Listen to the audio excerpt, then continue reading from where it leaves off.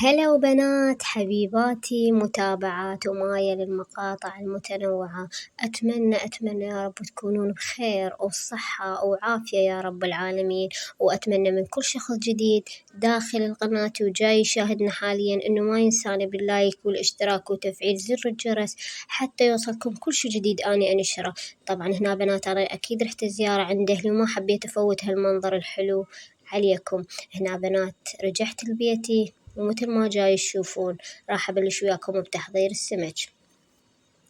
هنا بنات طبعا أكيد غسلت السمك كلش زين وملحته وياكم مثل ما جاي تشوفون، وحضرت الخضروات وبديت أقطع.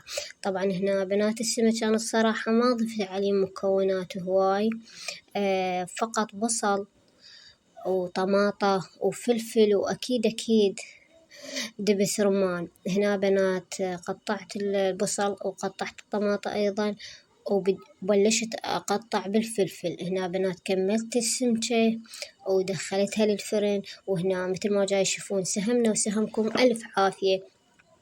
هنا بنات ما أحكي لكم طلعت لقيت الطارمة متربة، ما حبيت أفوت هالمقطع عليكم، أيضا شاركتكم بيه.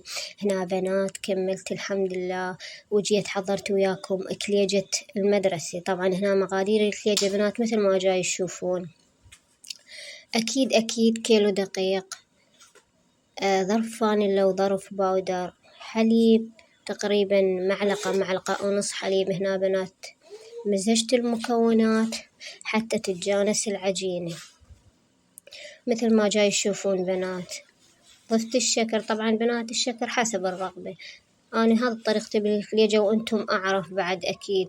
هنا بنات ضفت الزبادي، أي نوع زبادي أنتم تفضلونه، تقريبا الزبادي كوب زبادي. أيضا هنا أيضا رجعت مزجت كل المكونات مثل ما جاي تشوفون بنات. أمان الله عجينة الكليجة تريد مزجت المكونات هنا مثل ما جاي تشوفون، وخليت أكيد طبعا الزبدة. هنا تقريبا الزبدة كوب زبدة تقريبا. أيضا مزجت كل المكونات ودهنت القالب وحضرت الكليجة مثل ما جاي تشوفون وخليتها بالفرن على نار فوق وجوا.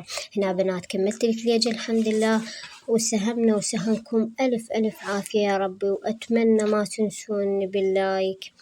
أمان الله بنات، أحبكم هواي، باي باي.